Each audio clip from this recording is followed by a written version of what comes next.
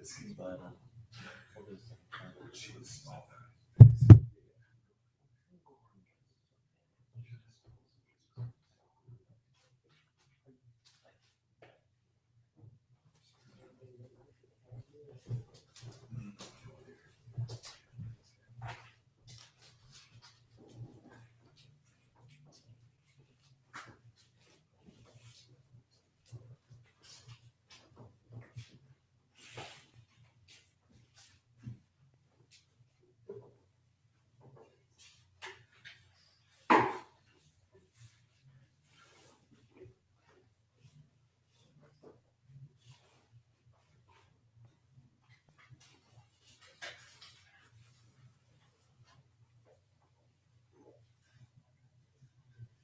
All right, welcome everybody. Good to see everyone today. We are celebrating our Kishimojin Feast Day, as well as the fifth seventh day and memorial prayer for Cheryl Cushman's own sister who passed away 5 weeks ago today.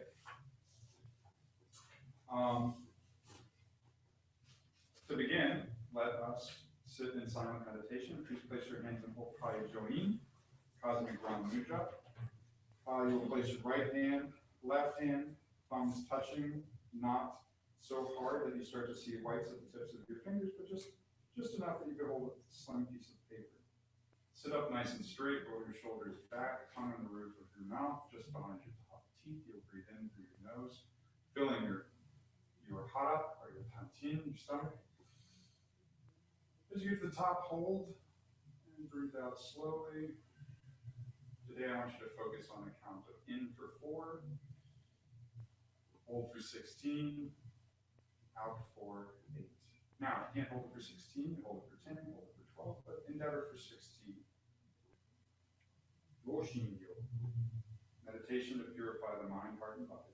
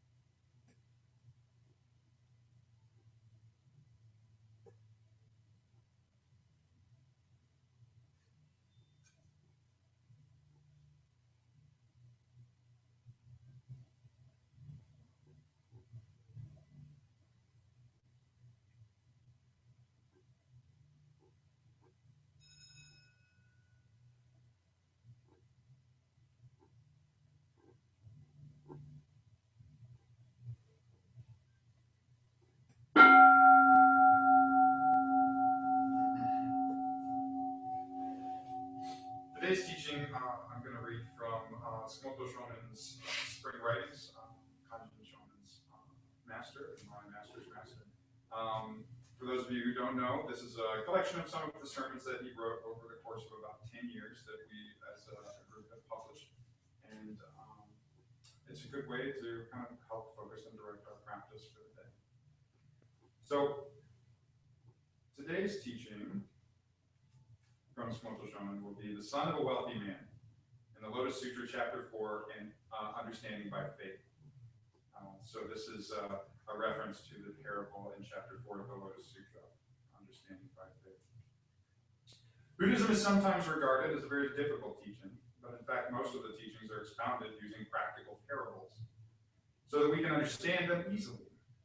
The reason for using parables is because it is the best way to expound enlightenment. something we haven't experienced before. The Buddha places his compassion and wisdom inside each teaching in order to give us hope and peace of mind. The teaching I'm going to write about is one of the 7 parables of the Lotus Sutra and is a very famous one. It is, quote, the poor son of a wealthy man from chapter 4, Understanding by Faith. In this parable, the Buddha's disciples repent their previous misunderstanding and lack of effort, and they explain their new enlightenment understanding to the Buddha in order to express their gratitude to him by telling a parable. Suppose there lived a man in a certain country. When he was a little boy, he was immature and ignorant. He ran away from his father. He wandered from country to country seeking food and clothing for more than 50 years. His father anxiously sought him out in all directions. Finally, tiring of looking for his son, he settled in a certain city. He was now a very rich man. He had innumerable treasures. His storehouses were filled with gold, silver, lapis lazuli, coral, amber, and crystal. He had many servants, clerks, and secretaries.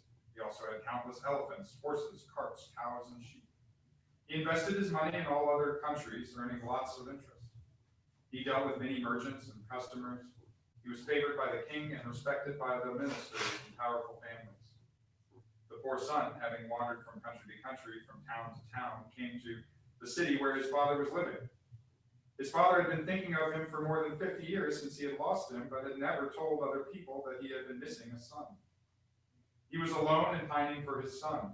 He thought, I am an old and decrepit man. I have many treasures. My storehouses are filled with gold, silver, and other treasures, but I have no son other than the missing one. When I die, my treasures will be scattered and lost. I have no one to transfer my treasures to. Therefore, I am always yearning for my son. The father thought again, if I can find my son and give him my treasures, I shall be happy and peaceful and have nothing more to worry about. At that time, the poor son worked at various places as a day worker for food and clothing. Sometimes he got what he wanted, and other times he could not. When he happened to come to the house of his father, standing by the gate of the house, he looked inside the gate and saw his father in the distance. His father was sitting on a lion-like seat with his feet on a jeweled footstool. Many attendants surrounded him. Many people were guarding him. He was adorned with a necklace of pearls worth 10 million. His secretaries and servants were standing on either side of him, holding insect sweepers made of white hairs. Above him was a jeweled awning from which streamers of flowers were hanging down. Perfume was sprayed and beautiful flowers were strewn on the ground. He was exhibiting treasures and engaging in trade. Adorned with these various things, he looked extraordinarily powerful and virtuous. Seeing the exceedingly powerful man, the poor son was frightened. He was regretting that he had come here. He thought, is he a king or something like a king? This is not a place where I can get something by doing labor. Why did I come here? I'd better go to a village of the poor where I can work to get food and clothing easily. If I stay here any longer, I shall be forced to work. Having thought this, the poor son ran away. The rich man who was sitting on the lion-like seat recognized him instantly as his son. He was delighted. He thought, now I have found the person to whom I can transfer my treasures and storehouses. I have been thinking of my son all this time, but I have had no way to find him. Now, all of a sudden, he has come by himself. This is just what I wanted. I am old, but not too old to lose any attachment to my treasures. He immediately dispatched a messenger quickly to bring back his poor son. The messenger ran up to the poor son and caught him. The poor son was frightened. He cried, "You devil! I have done nothing wrong. Why do you catch me?" The messenger pulled him using force. The poor son thought, I am caught. Though I am not guilty, I shall be killed. He became more and more frightened. The poor son fainted and fell to the ground. Seeing all this in the distance, the father said to the messenger, I do not want him anymore. Do not bring him forcibly. Pour cold water on his face and bring him to himself. Do not talk with him anymore. The father said this because he had realized his son was too base and mean to meet a noble like his father. My son is ignorant, narrow-minded, and mean. He knew that the man was his son, but expediently refrained from telling the others. The messenger poured water on the son, and he was brought to himself. The messenger said to him, Now you are released. You can go where you like.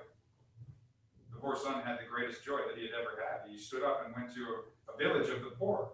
Thereupon the rich man thought of an expedient to persuade his son to come to him. He wished to dispatch messengers in secret. He said to 2 men looking worn out, powerless, and virtuous, Go and gently tell the poor man that he will be employed here for a double day's pay. If he agrees with you, bring him here and have him work. If he asks you what work he should do, tell him he should clear dirt and that you two will also work with him." The two messengers looked for the poor son, having found him. They told him what they had been ordered to say, and the poor son came back with them joyfully, drew his pay, and advanced and cleared dirt and dust with them.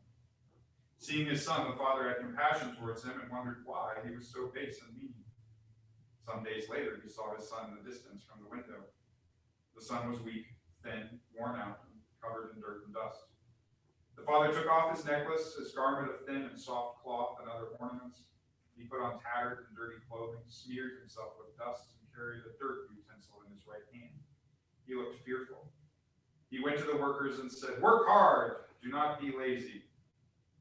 With this expedient, the father went to his son. He said to him, "Man, stay here and work. Do not go anywhere else. I will pay you more. You can take trays, rice, flour, salt, and vinegar, as much as you need. You can use more matting to warm yourself with. Make yourself at home." At other times he coaxed him. "I feel like your father. Do not worry anymore. I am old and you are young. When you work, you do not deceive the other workers. You are not lazy. You do not get angry with other workers or reproach them. You are not like the other workers who do these evil things. From now on, I will treat you as my son." The rich man gave him a name and called him son. The poor son was glad to be treated kindly, but still thought of himself as a humble employee. Therefore, the rich man had him clear dirt for 20 more years. After that, the father and son trusted each other. Now the son felt no hesitation in entering the house of his father, but still longed at his old place, thinking, "I am poor."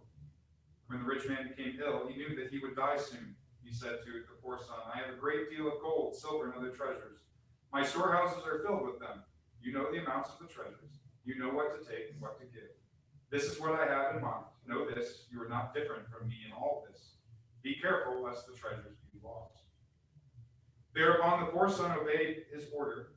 He took custody of the storehouses of gold, silver, and other treasures, but did not wish to take anything worth even a meal from them. He still stayed in his old lodging. He could not yet give up the thought that he was base and mean. After a while, the father noticed that his son had become more at ease and peaceful, that he wanted to improve himself, and that he felt shame for once thinking himself base and mean. The time of the death of the father drew near. The father told his son to call in his relatives, the king, ministers, and householders. When they had all assembled, he said to them, "Gentlemen, know this. This is my son, my real son. He ran away from me when I lived in a certain city and wandered with hardships for more than 50 years.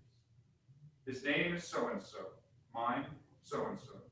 When I was in that city, I anxiously looked for him. I happened to find him. This is my son. I am his father. All my treasures are his. He knows what has been taken in and what has been paid out." At that time, the poor son was very glad to hear these words from his father. He had the greatest joy that he had ever had.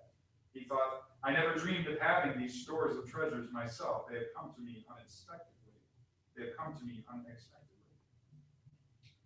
This parable enlightens us to various concepts: how to endure hardship, the correct attitude of a leader, what revealing the truth requires, that revealing the truth requires suitable conditions, etc.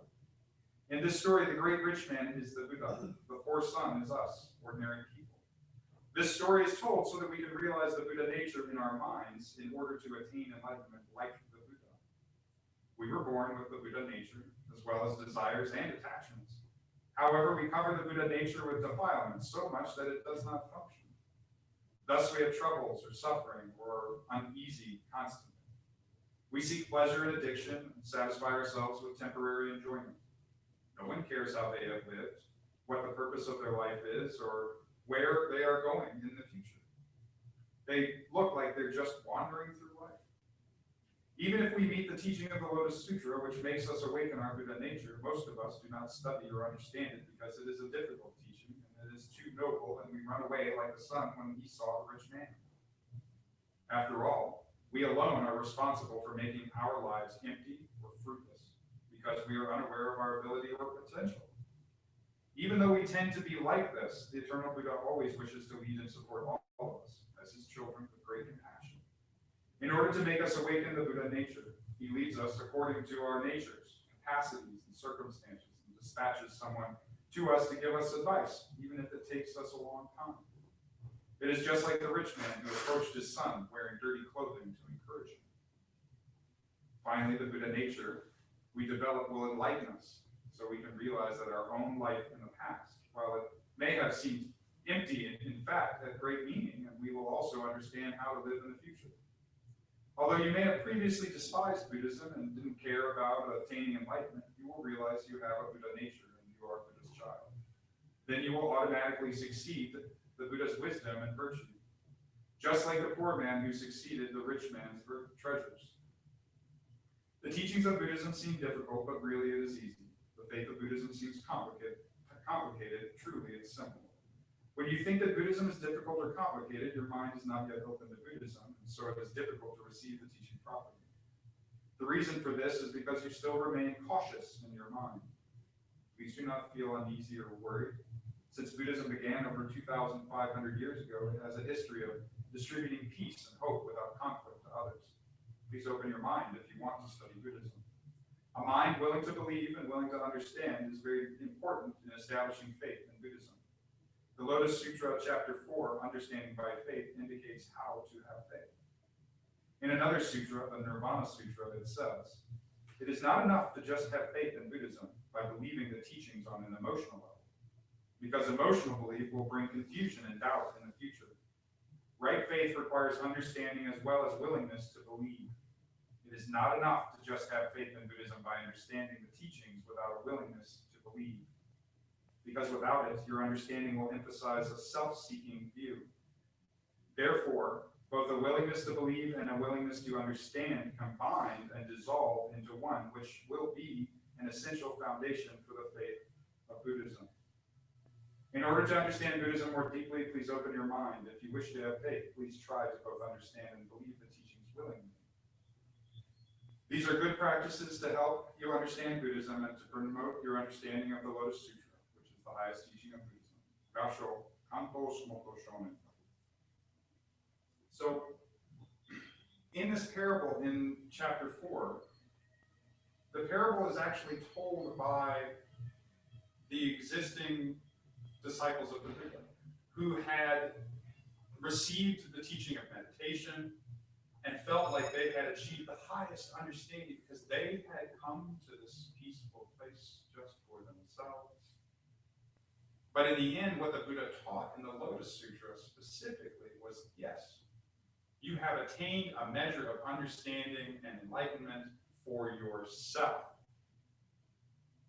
But it is not the Buddha's enlightenment. It is not Anuttara Samyak Sambodhi, supreme and total enlightenment, because in the end, it's only for you. How does it benefit all sentient beings? So at this point, these practitioners, these disciples of the Buddha, had felt like they had it all.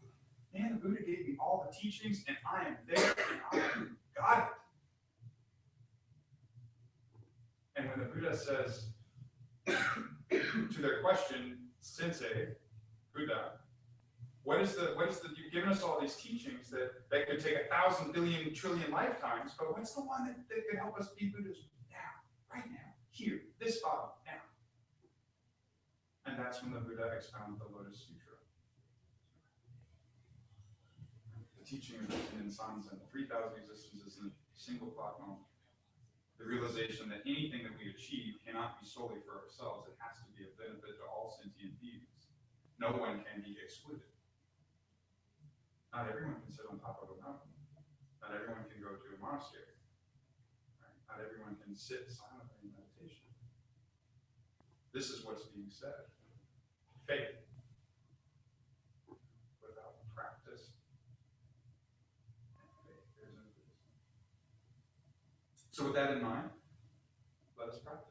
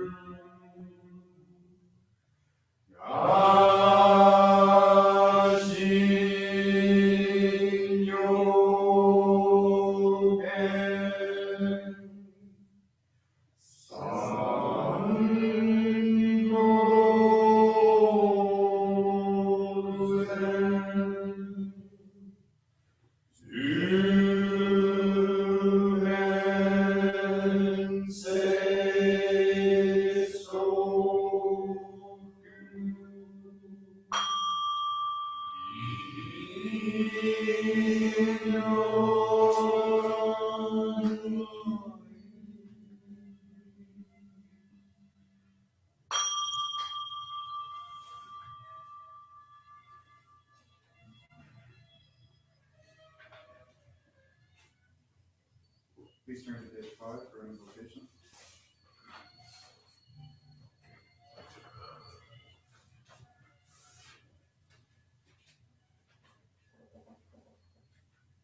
Honor be to the great mandala, the perfect circle of all honorable ones revealed by our founder Nichiren Shonin.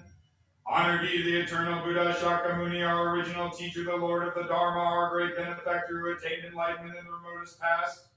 Honor be to the Sutra of the Lotus Flower of the wonderful Dharma, the teaching of equality, the great wisdom, the one vehicle.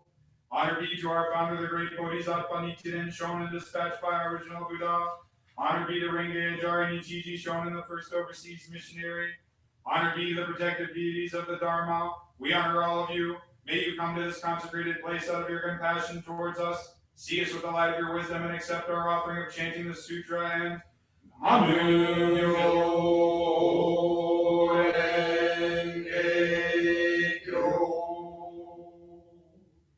Page 7, please. Kaitoge, verses for opening the sutra.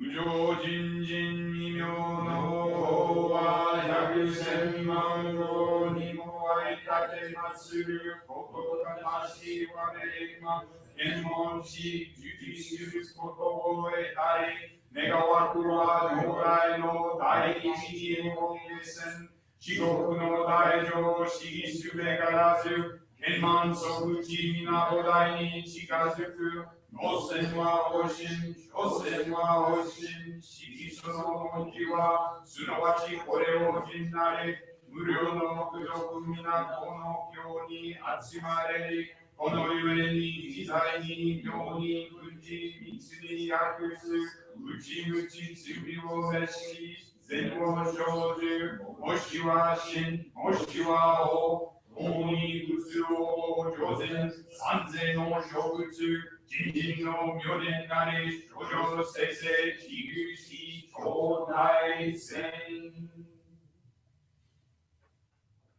Please turn to page 11. Chapter 2.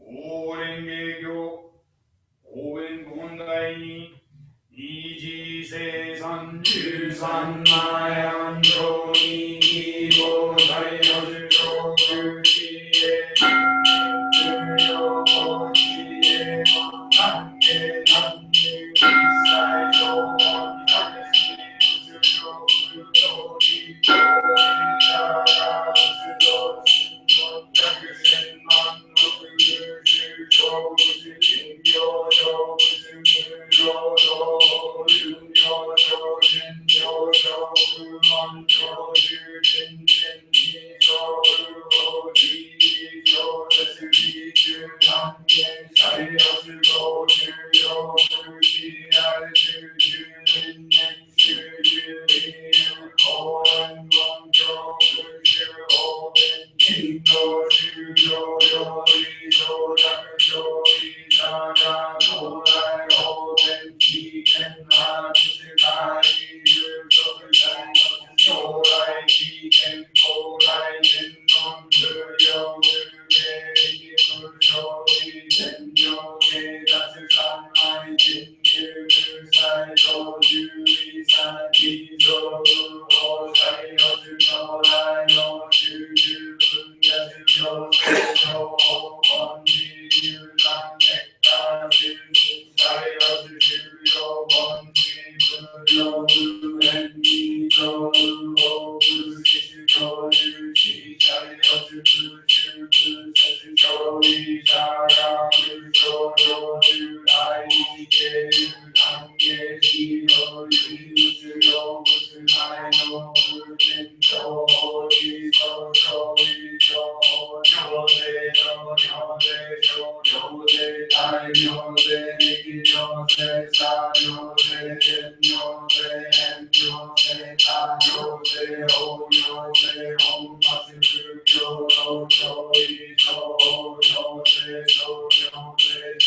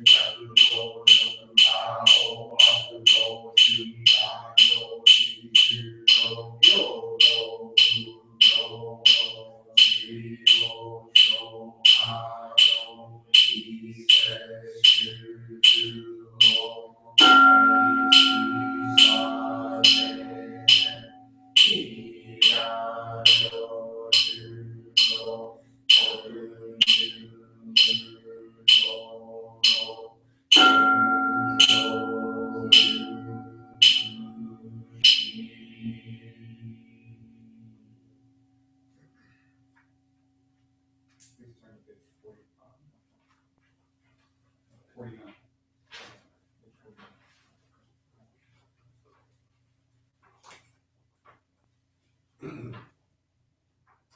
The Sutra of the Lotus Flower of the Wonderful Dharma, Chapter 21, the Supernatural Powers of the Tathagata. Buddha's our world saviors have great supernatural powers. They display their immeasurable supernatural powers in order to cause all living beings to rejoice. Reach the heaven of common innumerable rays of light are emitted from their bodies for those who are seeking the enlightenment of the Buddha. The Buddha's teachings rarely to be seen. The sound of laughing of the Buddhas and the sound of their fingers snapping reverberate over the world of the 10 quarters and the pound of those locations. This ways of Buddha's joyfully display their immeasurable supernatural powers. Because the Bodhisattvas come underground how to keep this sutra after my extinction. Even if I pray for innumerable kalpas, the keeper of this sutra, to whom it is to be translated, I cannot praise him. I believe not his merits are as images as implanted as countless as the size of the world of the 10 quarters. Anyone who keeps this sutra will be able to see me. He also will be able to see many treasures. Buddha, Buddha, my Advaita, and the Bodhisattvas whom I have come to thank. Anyone who keeps this sutra will be able to cause me to rejoice. He also will be able to bring joy to the Buddhas of my Advaitas and also to many treasures. Buddha who once passed away, he also will be able to see the present, past, and future Buddhas of the world of the 10 quarters. Make offerings to them and cause them to rejoice. The Buddhas stand the place of enlightenment and nothing but hidden for anyone who keeps this sutra will be able to obtain the same before long. Anyone who keeps this sutra will be able to stop the meaning of the teachings and the nature of the sutra. Their relevance will be as boundless and as unlimited as the wind in the sky. Anyone who understands why the Buddha is found in these sutras, who knows the perfection of the sutra in the series of sutras and who is founded after my extinction. According to this meaning, you will be able to eliminate the darkness of the living beings of the world where we walk about just as the light of the sun and the moon illuminates all darkness. You will be able to cause the innumerable Bodhisattvas to dwell finally in the one vehicle. Therefore, the man of wisdom who hears the benefits of these merits, who keeps this sutra after my extinction, will be able to attain the enlightenment of the Buddha.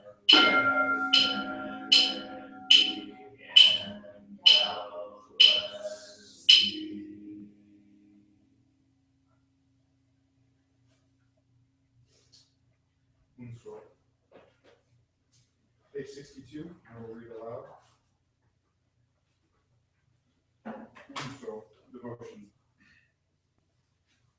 The wonderful truth expounded in the Lotus Sutra, whoso Daimoku we now chant, is what the past Buddhas taught, the present Buddhas are teaching, and the future Buddhas shall teach. It is the great Dharma, true and pure, the propagation of which was transmitted primarily to Bodhisattva Jogo by the Buddha on Mount Sacred Eagle. Once we chant,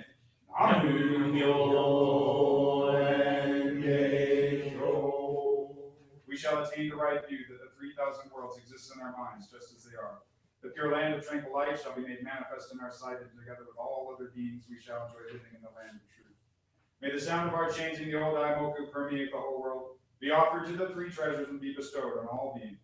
May all beings enter the world of the one reality, the great vehicle. May the Buddha land be adorned and all beings favored with the merits of our chanting.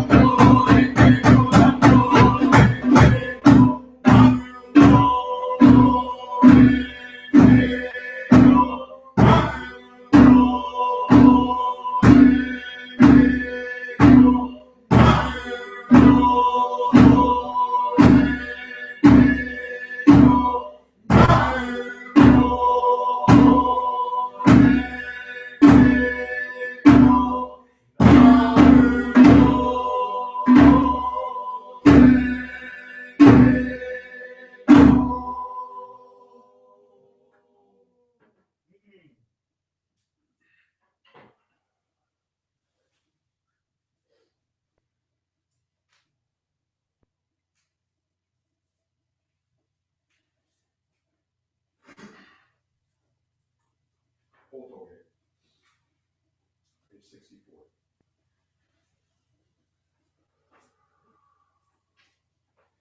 Shijō-nanji, naru-nanji, shara-tobu-kanji, tobu-yagu-nin, no-de-hi-nin, tobu-yo-ran, de-tobu-yu-myo, de-tobu-yo, de-no-hi-tai-yo, de-da-ga-fu, tobu-yo-ju-do-no-o-hai-de, tobu-shi-yo, de-tobu-shi, yin-den-ji, de-tobu-yo-no-e-go-ri, de-do-ken,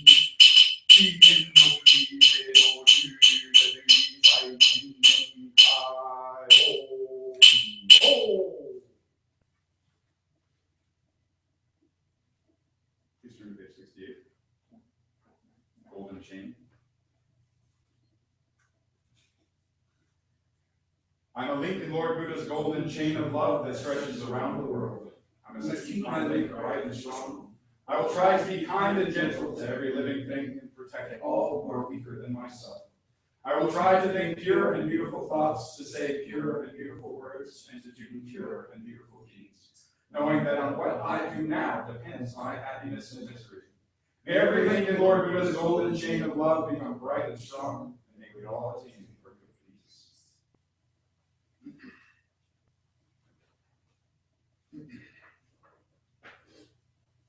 Now read the echo for the day. Please turn to page 75 for the memorial prayer.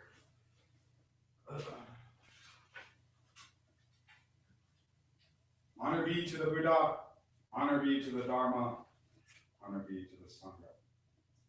Today here for Cheryl Cushman, we observe the 5th, 7th day mourning and offering with utmost respect the memorial prayer. It is said that during the 7th day period, the soul is in limbo as in a dream world. The soul of the deceased stands before the king, Imma, in the pure world of lapis lazuli, and sees the events of their lives reflected in a clear mirror. The believer of the mystic law and all their merits are recorded by King Kanji. The souls are said to be on the path to the pure land of Mount Sacred Eagle. May all beings throughout the country all become Buddhas.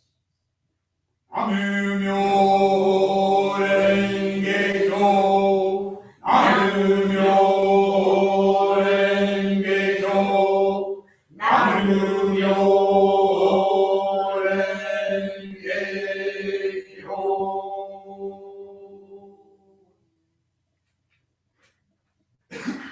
Please turn to page 71.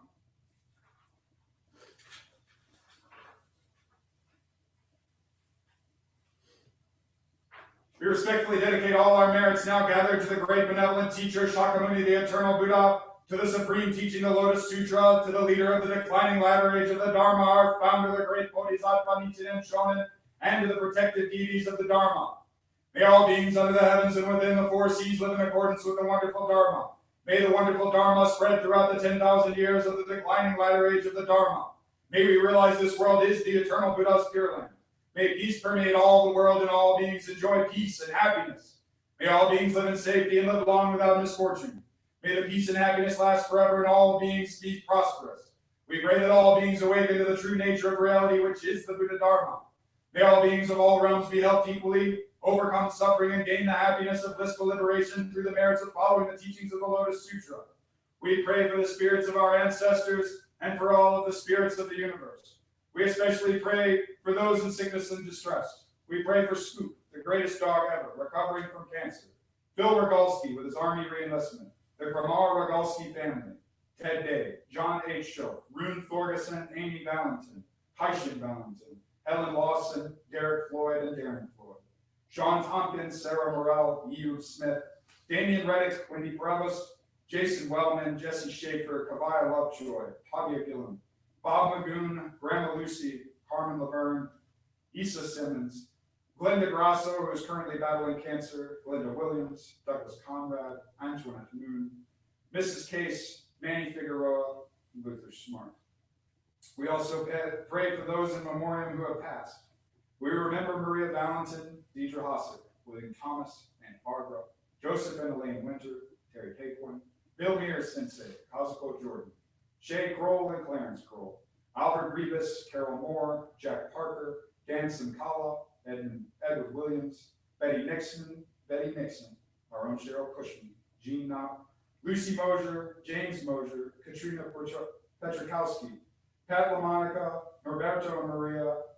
loud. May we purify our minds, limit our desires, learn to be content, feel free to experience the quiet, unassuming joys of life, and learn to abandon all attachments formed in the mind. With this prayer, we endeavor to increase our understanding and appreciation of what others have given and contributed to us, and to develop constant, mindful consideration of how our thoughts and actions will beneficially contribute to others. Nam-myoho-renge-kyo. Let's turn to page 77, 78. Shiyu Seigan, the four great vows. Shujomu Hinsegando. Sentient beings are innumerable. I vow to save them all. Onno Mushu Seigandan. Our defilements are inexhaustible. I vow to quench them all. Omon Mujin Seganchi. The Buddha's teachings are immeasurable. I vow to know them all. Utsudo Mujo Seganjo. The way of the Buddha is unexcelled. I vow to attain the past sublime. With this body, Until I attain Buddha, I shall hold my faith in the Lotus Sutra. Nam-myoho-renge-kyo. Nam-myoho-renge-kyo. Nam-myoho-renge-kyo.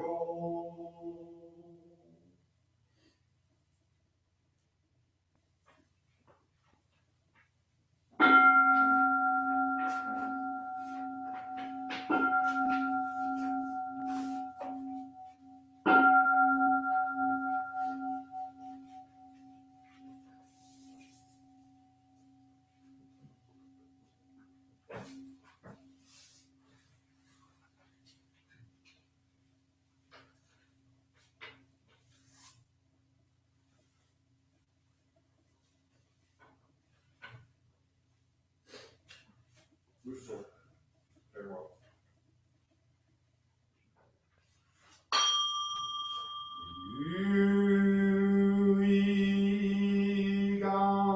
Yuigansho.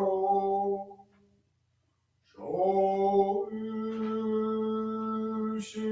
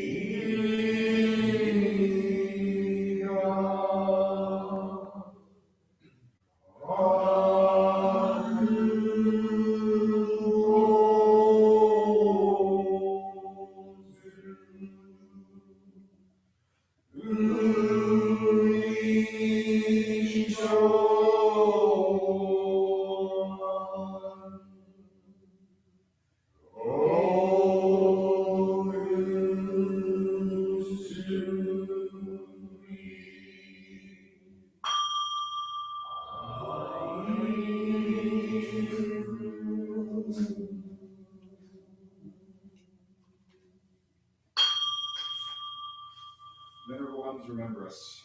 Be where you like and come again out of your compassion towards us. Please place your hands in Okai Join.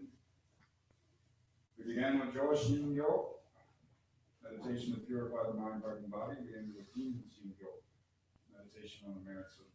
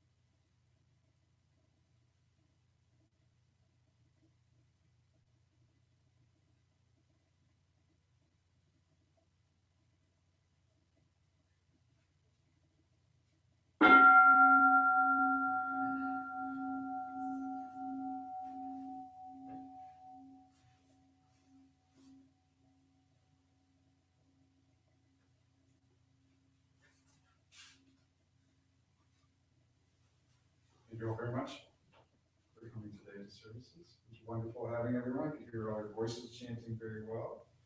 So if we could, lay leaders, if we could take care of the candles, let's put away the chairs that we won't be using, and then we'll take our pictures for the day, and then we'll start putting together our potluck. We have sushi, and we have onigiri, and we have all sorts of good, lovely stuff. And then we have our haiku group this afternoon as well, that we're also looking forward to. You okay, James? You were a trooper, man. You really hung in there today.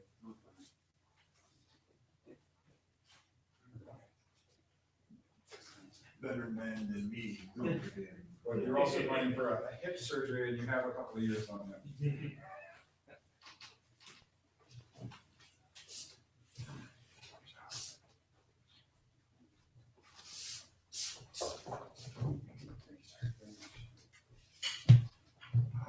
My hip replacements are over 50 years. Now the next one, we'll see what happens. Yes, yes.